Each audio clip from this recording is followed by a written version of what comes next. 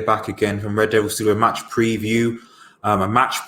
It's Old Man G, Chelsea versus Manchester United FA Cup semi-final. It's going to be brief. It's going to be long. It'll just be pre-recorded, so hopefully you guys will see this. But yeah, guys, I'm recording this after the Arsenal City game. It looks like Arsenal are going to beat Manchester City, which is for me is a major shock, and that's why we probably should take this game against Chelsea seriously.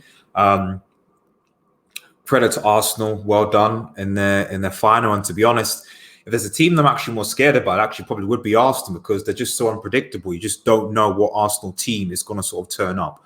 So if we were to beat Chelsea tomorrow, I would be very concerned playing Arsenal Football Club, in my personal opinion. But anyway, putting Arsenal to one side, I've obviously got what I think is going to be the starting 11 just next to me. But you know, my opinion is quite an unpopular opinion, to be honest. I think that despite all being said, top four for me is the priority. It's always been the priority. And I would not be so upset if Solskjaer made wholesale changes in order to rest players like Matic, like Pogba, like Fernandes, like Maguire, like Rashford, like Martial, etc., in order to be prepared for West Ham at home. Because both Chelsea and United have big games coming up on Wednesday, and it's very, very, very, very imperative that they actually, they win those games.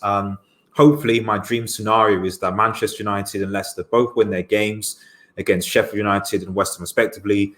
Chelsea lose to Liverpool, and we can just play out a goalless draw with Chelsea fans crying about dropping on top four. But we will see what happens.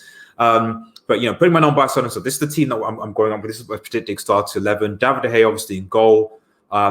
You then have got Maguire and Eric Bailly. I think that it usually seems that when Bailly comes up, it's Lindelof that seems to get the rest of the Maguire. I'm not entirely sure why. I don't know whether that's because Maguire's the captain, because Maguire wants to play. But for me, I thought Maguire should get the rest. But this is how I think that he'll set up, because Maguire's the captain, has to play. So Eric Bailly, I suspect, will come in for Lindelof. I'm fairly certain that will be the case. Wan-Bissaka, I think, will come in at right back. You think with Dalot, but the thing is that I would have thought that Dalot would have come on against, given the injuries, he didn't.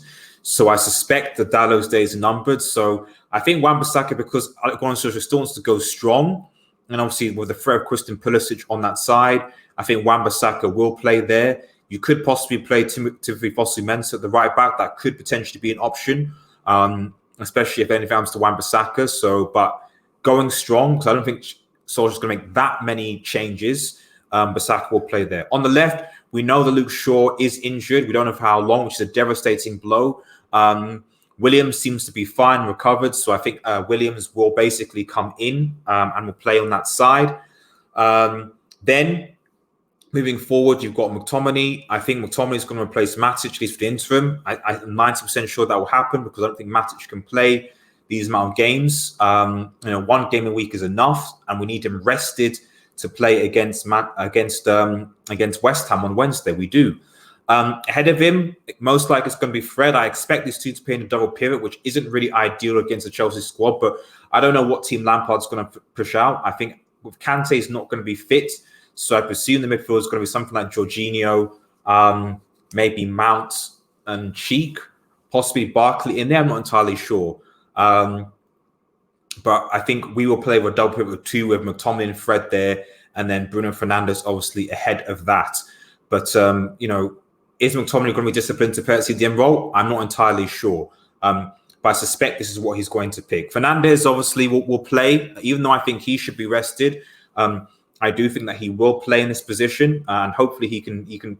That creativity of Fernandes is still there. That can cause Chelsea defense problems. Then the front three, I suspect, will be Marcus Rashford, followed by Ighalo and Daniel James. I think Martial will get the rest here.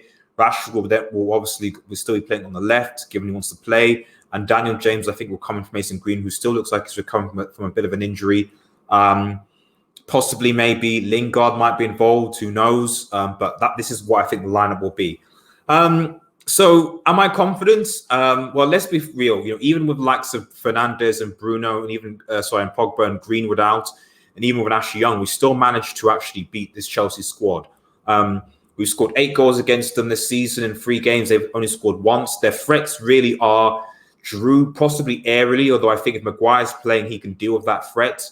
And Christian Pulisic, which if Wan-Bissaka's playing on his game, he can shut him out. Other than that, I don't really know where the threats are coming from Chelsea. I think the midfield is just as good. If not, I think our midfield is better than theirs. And we have impact players to come on from the bench to help the midfield, which I don't think Chelsea actually have to change things, with the exception of possibly Loftus-Cheek if he starts. Attacking wise, like I said, we've got Martial to come on from the bench as well, and Greenwood as well if they're coming in. So, you know, if we're going to go out and win, I think we'll obviously we'll make these changes, try and kill the game. If we can't, we've got impact subs that can come on and change the game. I suspect that we'll win, possibly maybe a 2-1. I just think we'll have enough for Chelsea. But if we lose, it's not the end of the world, you know, provided that we've made wholesale changes, you know. I'm fairly confident going into this game. I think Ole Gunnar Solskjaer and Lampard will both want to win trophies. And now that Arteta is obviously now in the final, essentially what will happen is that there will be, you know, if you look at Arsenal, Arteta is obviously the manager, Solskjaer is obviously the manager of United, and Lampard is the manager of Chelsea. So what that basically means is that the final will be one of these ex-players of the former club will be lifting this trophy. And that means a lot for these managers. You can't underestimate that. You know, the greatest thing to be as a player is not only to win trophies as a footballer, but then to actually win them as a manager for the club you played for must be absolutely immense. You know, so you're going to see at least one of those managers is going to lift the FA Cup, who would have lifted it as a player and a manager. Because Solskjaer won the FA Cup. I'm fairly sure Arteta, I think, won the FA Cup, and Lampard won the FA Cup. So all these players won the FA Cup, and they will want to win it as managers for their respective clubs completely. So here's hoping who gets the first taste of silverware. So we'll see what happens. Let me know what your score predictions are in the comments below. But yeah, fingers crossed, United can do this, because there are a lot of Chelsea fans that will be very, very upset if they don't win this game, and if Lampard loses 4 games in a row. Thanks again for watching, guys. If you're new to the channel, please like, share, and subscribe to Red Devil Studio. Force into United. Apologies, this is quite quick. Have a nice day, everyone, and cheers.